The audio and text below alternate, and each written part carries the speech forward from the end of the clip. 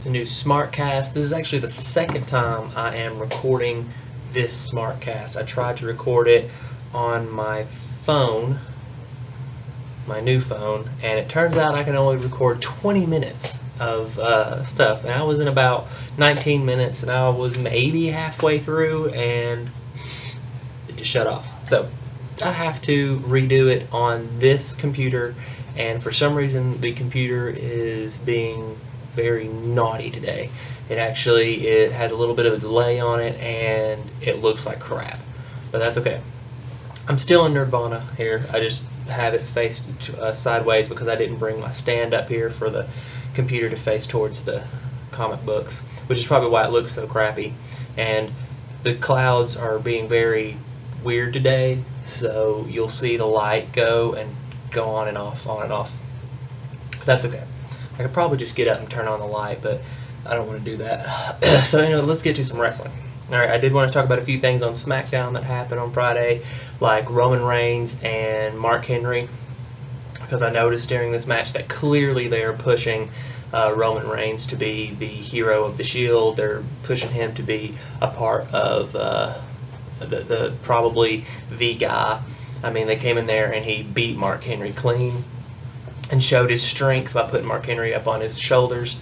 So I think that they're going with Roman Reigns as the leader of the Shield, which is fine. I mean, he's charismatic. He's fun to watch. I'm okay with him getting this push. He's actually come a long way. I still don't think he's as good as Reigns, I still don't think he's as good as Rollins or Ambrose. But the bottom line is, whether they like to admit it or not, whether anyone will admit it to you or not, size matters in WWE. And Reigns is the big guy. He's the big muscle guy. He's Samoan. He's got the bloodline. He's got everything. So it doesn't matter. Reigns is going to be the guy. The other one I wanted to talk about was the Los Matadores versus 3MB thing continued, which, as all of you know, I'm not a fan of it.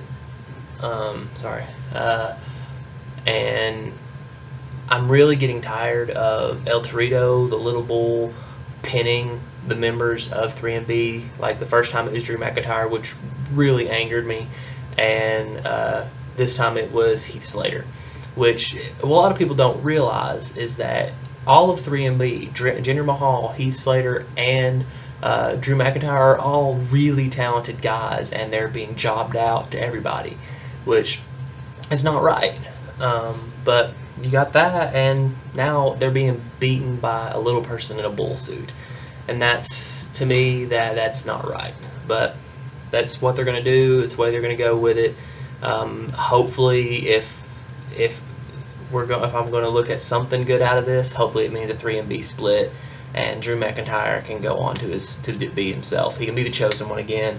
Hopefully that'll happen. The next one was actually kind of important. It was John Cena and the Usos versus the Wyatts, and the Wyatts actually got a clean win over the Usos, which leads me to believe that we are going to see at Payback the Usos versus the Wyatts for the belts, and it is my early prediction, that the Wyatts will win those belts. I personally think that the Usos are the best tag team in the WWE right now, but I don't want to use the word stale, but their title reign is getting a little repetitive. Nowadays, people have attention spans that can be measured in nanoseconds, so people get bored real easy, and they've had the belts for months, and it's time for a change, which, I mean, that's just the way life is right now. It's the way it is in the WWE. The WWE universe gets bored really easily, and whether you want to admit it or not, they're going to get bored with Daniel Bryan being the champion. It's just going to happen. They got to do something. So, I mean, that's how it is. This early prediction, I think the Wyatts, Luke Harper and Eric Rowan, are going to win the titles at Payback from the Usos. Nothing wrong with that. Nothing wrong with that at all. Let's see. The next one was, we're going to start on Raw now, because SmackDown had those three things happen. I usually don't like to cover SmackDown on the show because, as of the viewing of this show, that would be almost a week ago when that happened. That's why I don't really cover SmackDown a lot. I mean, I could cover the spoilers, but I don't want to spoil it for you guys. So I just want to move on to Raw here. The Shield Evolution thing. I think the Shield Evolution feud right now is the #1 feud in the WWE. It has surpassed Bray Wyatt and Cena because of one thing that I find to be amazing, is that in this feud, usually when there's a stable feud like this, there's always one stable who is always one-upping the other stable, where they'll get beat down or something like that, and there will be no retaliation. But in this one, it's tit for tat. It's the Shield will beat on the Evolution. Evolution will come back and beat up the Shield, and it's back and forth, like on Friday on Smackdown or on next Raw. You're going to see the Evolution get a one-up on the Shield, because that's just the way this feud is. They're very even, and I like that. It's cool. You know, it's like Evolution is even saying, you know, these guys are as good as us, and that's really cool what they're doing. And I mean, even the beatdown at the beginning of Raw when the Shield ran to the back and beat up Evolution, there was really no retaliation there. They just beat up Evolution, and then later in the night there was, and then the Shield got one up on that. I mean, it was a great little back and forth. I mean, the Shield even attacked Evolution whenever Evolution was talking crap about him, which and even that was great. So this has just been a great little feud, and I'm hoping it lasts a little while, maybe past Payback, because it's really cool the way it's happening. The thing is that if it does last past Payback, the rumor is that Batista is taking a break after Payback to promote Guardians of the Galaxy. So they're going to get a new member, and I'm going to go into who I think that'll be here in a minute. Until that, I wanted to get to Adam Rose, because I was told on Twitter that I did not even touch on Adam Rose last week, which is weird, because I'm actually a fan of Adam Rose. I was a fan of Leo Kruger, and I'm a fan of Adam Rose. So I mean, and a lot of people on Twitter, I'm seeing that it's 50-50, where 50% hate him, 50% love him. He is something different and all that, but thing is, he's got the Fandango problem, where that persona is great for NXT, but when you come to Raw, you got to start getting serious, and that persona, that Russell Brand ripoff persona, is not serious enough. He has a chance to be something for sure, but I think he'll end up being Santino'd, where he's just going to become a comedy character, which sucks, because when people see him in the ring, it's all going to change. People are going to be like, oh wow, this guy really is good, because in the ring he's awesome. So I mean, I actually like Adam Rose quite a bit, and I like that his first feud is not with a major superstar; it's with Swagger, a guy he can a guy he can beat, and it wouldn't be unbelievable. So they're starting him off slow, and that's good. And I actually enjoy Adam Rose. Another NXT person that's coming up soon is Bo Dallas. I also enjoy Bo Dallas. He's another person that that people are 50-50 on, and I think the people who don't like him don't really understand his persona. Because personally, I think he would go great with the Wyatts, not just because Bray Wyatt and Bo Dallas are brothers in real life, but because his persona is not just pure positivity. His persona is that he is so positive, he is a lunatic, and he's delusional. So I mean, and it's a great persona. I mean, it just works. It would work well with the Wyatts, except for the positivity thing. And I can't think of anyone else besides Bo Dallas who is a anti-villain. You've had plenty of anti-heroes. You've had Stone Cold Steve Austin, CM Punk, the guys who are Eddie Guerrero is an anti-hero. The guys who are good guys, they're faces, but they do heel things. They don't care, you know. And Bo is a bad guy who does good things, and that's like he's so positive that he's that he's a good role model. But he's so delusional too, and he's a psychopath. But what I think is going to happen, he's not going to come in and join the Wyatts. I wish he would, but I don't think he'll come in and join the Wyatts. I think he'll come in, wrestle a few times, and not get over. So they're going to take him out and repackage him. I don't know what they're going to repackage him as, but they're going to repackage him. So, but that's about it for the Adam Rose thing. Next was Paige versus Alicia Fox, which was a decent match in itself. And it looks like Alicia Fox is getting a little bit of a push. But the problem here is, this is going to be an unpopular opinion, but Alicia Fox is not that good.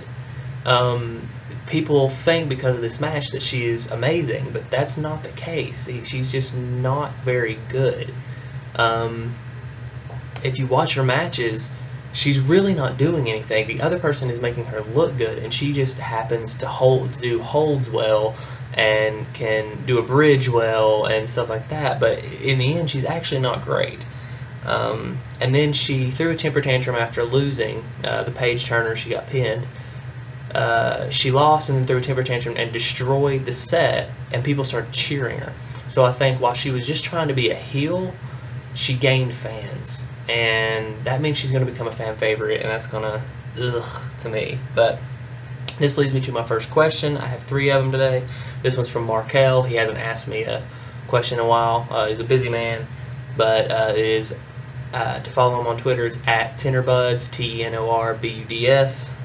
You can also go into my YouTube subscription thing, and I'm actually subscribed to his channel. He sings a lot. He's actually a really good singer. So let's. He asked me to name 3 divas who I think are underrated, and 3 divas who I think will hold the Divas Championship. They go hand in hand. The 3 divas that I think are underrated are Tamina, who a lot of people really just don't think she's great, but the problem is she's a powerhouse. She's got the Beth Phoenix thing where there's no one she can go against because she's the only powerhouse in the Divas division. She's very big and she's powerful, and there's no one for her to go against. I mean, if she goes against Paige or something, she loses, it makes her look weak. But if she wins, oh yeah, of course she was gonna win because she's huge. She's gonna overpower her, you know. So she's a lose-lose situation there. I mean, it's like fighting fighting a cripple. You beat up a cripple, and you just beat up a cripple, and that's bad. But if you get beat up by a cripple, it's just like you just got beat up by a cripple, dude. What the heck, you know? So it's lose-lose, you know. But Tamina's she's very underrated. The other one's Naomi. I think Naomi is extremely underrated. She never gets a chance to shine. She has that one move which is really dumb, the thing where she hits you with her butt, and I hated that. I hate that move. But she's actually really flexible, really fast, really agile, which is something that not a lot of the divas have. And the one that I think is probably the most underrated is Brie Bella. She has improved so much over the past 2 years that she's actually really good, and she can actually put on a show if you give her time. Not as many botches as she usually has, stuff like that. So give her in there, give her and Paige a decent match, and you could have something. The 3 divas I think that'll hold the title within the year are Brie and Naomi, just because Naomi deserves it because she was on her way to winning it before that eye injury, and Brie has got to hold it eventually sometime. I just don't know when. And now Alicia Fox. I'm pretty sure Natalya will probably hold it too, but Alicia Fox is probably going to be holding the title now, which I'm not fond of, but that's okay. I'm not booking it here. Alright. The next thing was Daniel Bryan's speech of his neck injury and his impending surgery, kind of a heartfelt thing, and you know, he's going to be out for a while. And this leads me to my next question, which was by Darren. He always asks me a question. He didn't ask me one this week, and I didn't know if he did or not, and I actually had to ask him if he did. But I don't think he actually asked me this for the actual show, but I'm going to answer it on the show because it leads to something. Darren at True North 73, he wanted to know how it happened. He said that some of those Kane tombstones looked a little, but it was actually had nothing to do with the Kane tombstones. Kane cradled him right. Everything was perfect. There was no problem with that. It's just wear and tear, and it's just like Chris Benoit. Chris Benoit came in, and he's got a very chaotic style of wrestling, very suicidal almost, no pun intended. But there's no other word to describe what they do. Jeff Hardy's the same way. Jeff Hardy has a very suicidal style. It's very just, I'll do anything to get a pop. And except Benoit and Bryan do it with much more flair and awesomeness. But so it's just wear and tear on the neck, man. He actually has a fractured neck. It's just over time the way he does it. It's just the way he wrestles. The thing is, this is what I've heard. This is what I've heard from some people that I know, is that it's actually not that bad. In fact, it's going to take uninvasive surgery, which means that the most he will be out is 2 months. So he can easily hold on to the title. And this is where my idea comes in. This is a golden opportunity for the WWE to bring back Mr. McMahon. You have Stephanie come out and say the surgery, he's going to be out for 1 to 2 months. I have to strip him of the title. And then, she can be all smiles and giggles and be happy about it, which would bring a lot of heat. And then No Chance in Hell hits. Vince McMahon walks down and says, and gives her a little, well, the reason why he's out with this surgery is because you sicked Kane on him.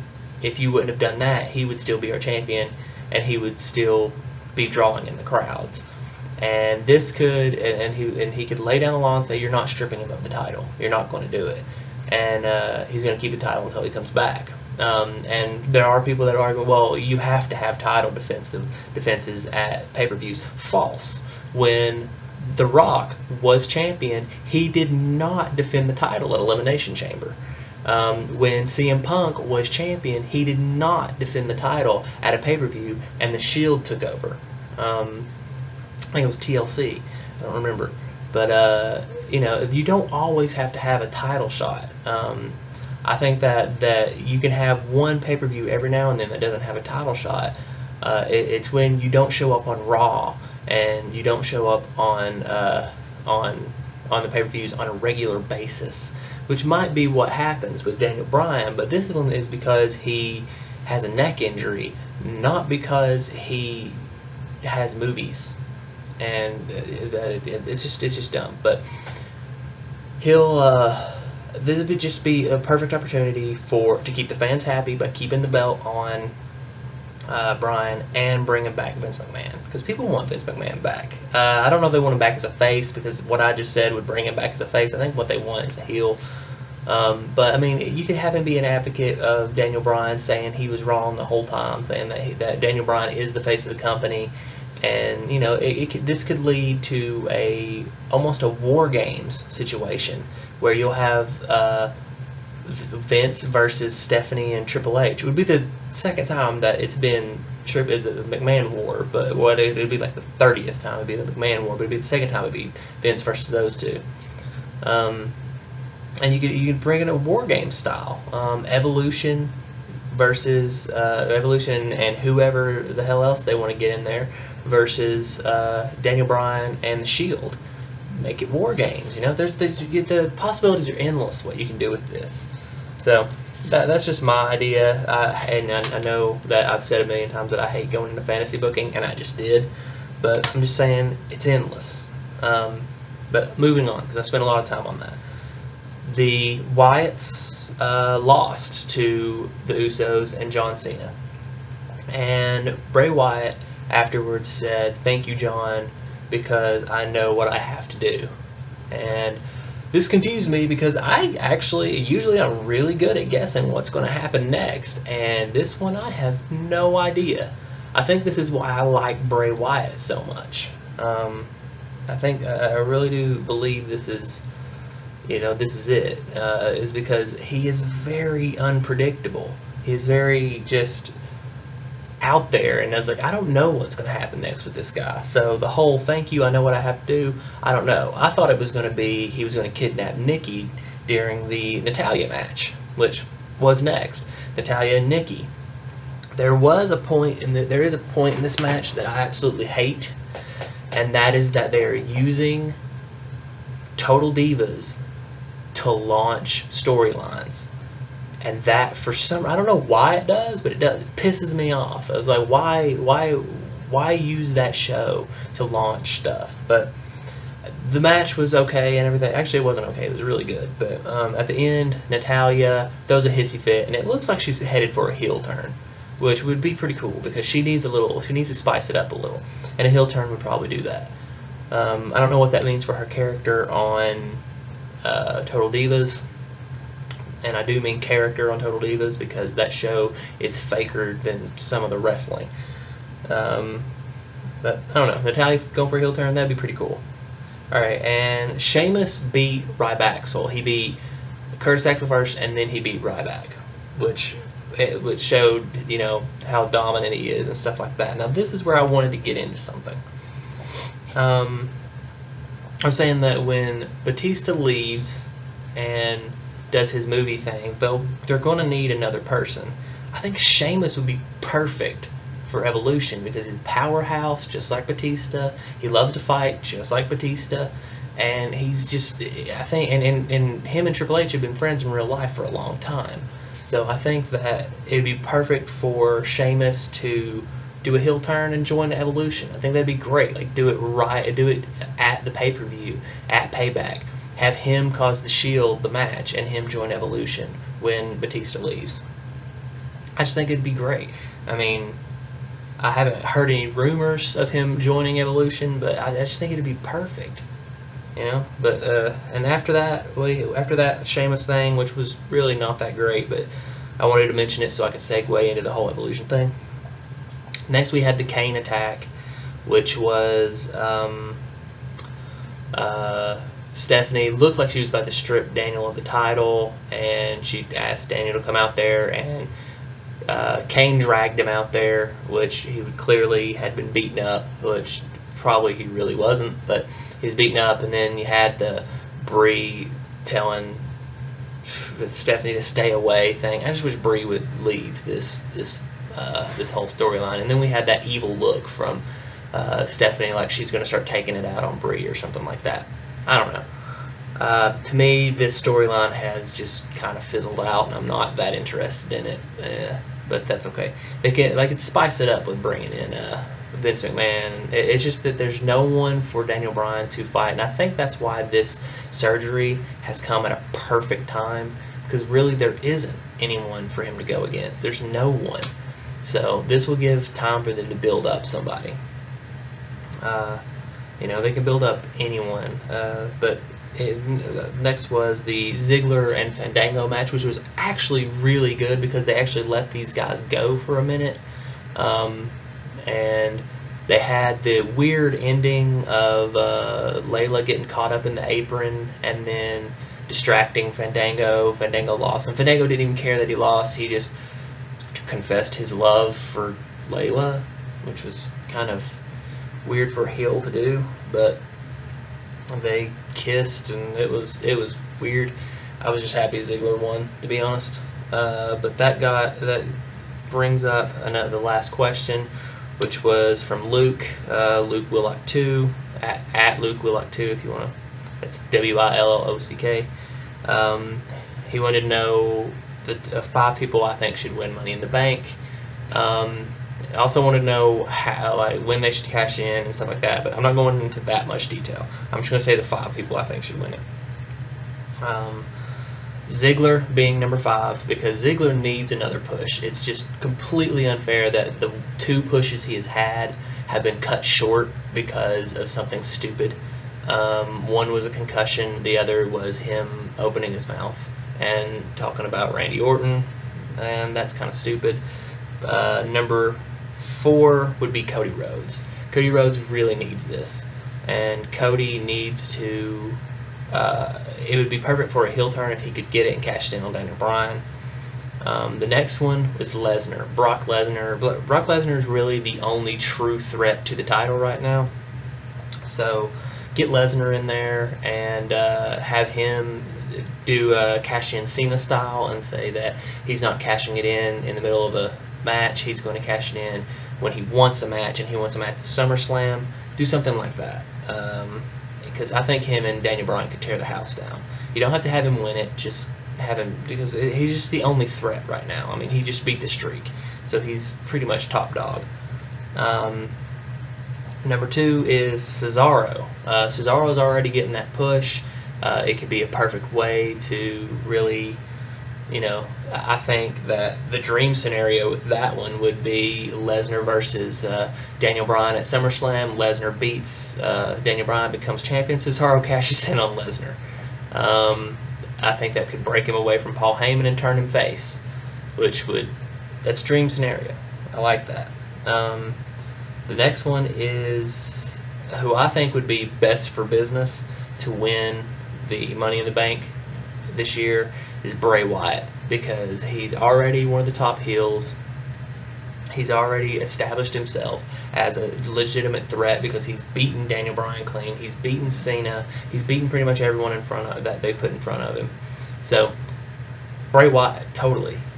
Bray Wyatt could be number one. My number one choice is Bray Wyatt. I just would love to see him win. People probably say it's a little too early for him to get a belt, but I think it's perfect, But but then again, if Daniel Bryan is actually out for 2 months, I mean, this Money in the Bank match could turn into just whoever wins Money in the Bank actually wins the title, which would mean that the normal people who would get into Money in the Bank wouldn't get any shine, and it would just be the top guys, which would probably be Orton, Cena, and people like that, which I'm not really looking forward to that.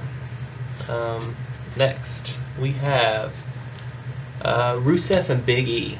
Now, I really noticed something here. Rusev has been beating down a lot of people, and they always seem to be black guys. I don't know if anyone else has noticed that, but like Xavier Woods, R-Truth, Kofi Kingston, Big E. I don't know if this is on accident or what, but it's kind of weird. But this leads me to think, like, what did Big E do? Because he went from being Intercontinental Champion, now he's going to be jobbing to Rusev. Maybe not jobbing, but man, I feel bad for that dude. But it doesn't matter. It's going to be a squash match. Next was the Cody Rhodes and Damian Sandow.